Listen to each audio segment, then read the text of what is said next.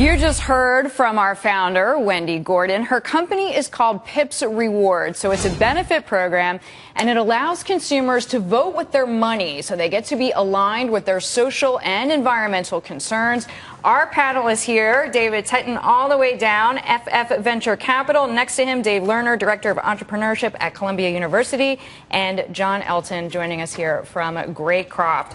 So, Mr. Teten, we start with you first. What did you think of Wendy's pitch? So I have good news and bad news. The good news is there's a clear way to get revenues here, which is brands will pay you to encourage folks to try out their brand on your platform. The bad news, the brands that are likely to do this are small, socially conscious ones, which will have very limited marketing budgets.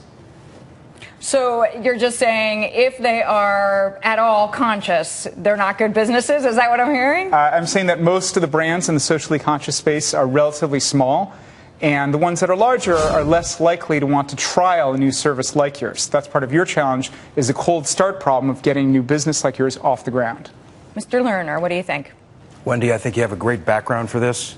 I just want you to approach this really flexibly, right? This PIPS concept might work, it might not work, but it seems like on your site now you're kind of doubling down on it.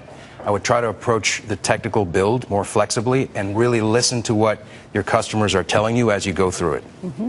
John, what's your take? So, I mean, I admire the concept. As someone who has social consciousness, you want to support this. I think building a virtual currency is incredibly difficult. You're going to be touching the key parts of an e-commerce system, which makes it mission critical. And so you have to build a really scalable platform.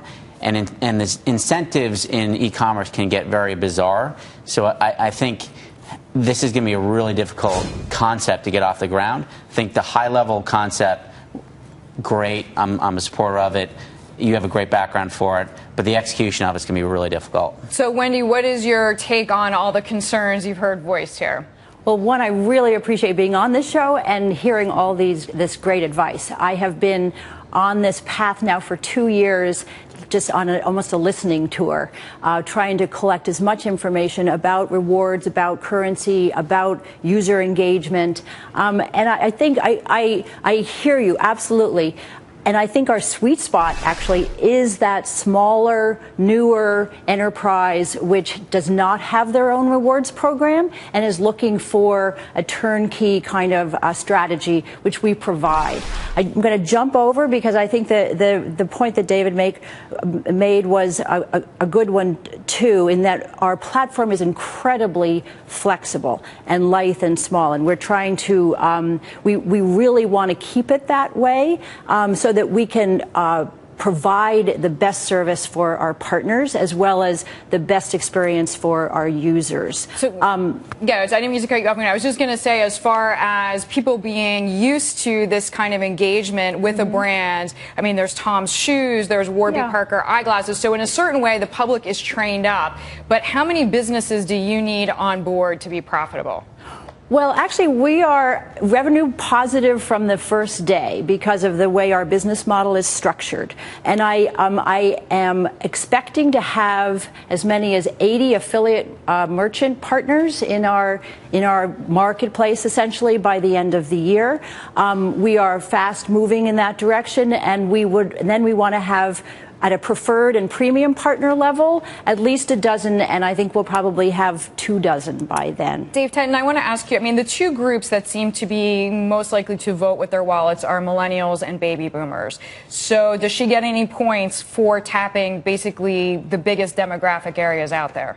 No, and the reason is that everyone else is chasing those exact same demographics. But can you just make the argument, who cares, because they're both so big?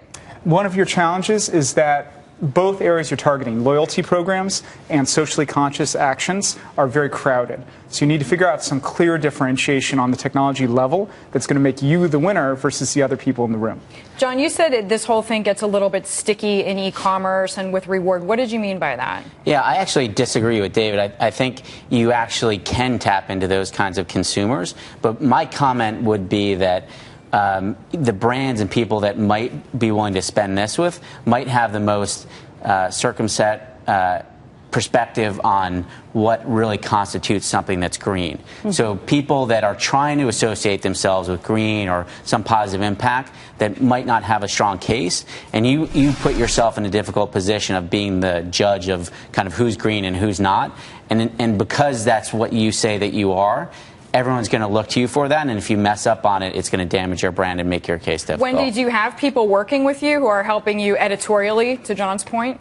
Yes, and actually I want to clarify that we are not just about sustainability. We're about 3 positive impact areas. So environment obviously is a very big one. That's my background. Social good is also very, very big. And personal growth, mind and body, that's also part of our kind of triangle of positive impact. And then in that way we get into a lot of fabulous partnerships with quantified self apps that are helping people get more healthy, track their diet, bike more, exercise more, etc. So we are reaching far more broadly, which I think actually will help us in terms of our reach and our strength in this marketplace. Wendy, one thing I want to point out that didn't come up yet is you're also collecting data on people. So you have a big data application possibility that I'm assuming you're at some point going to make money from.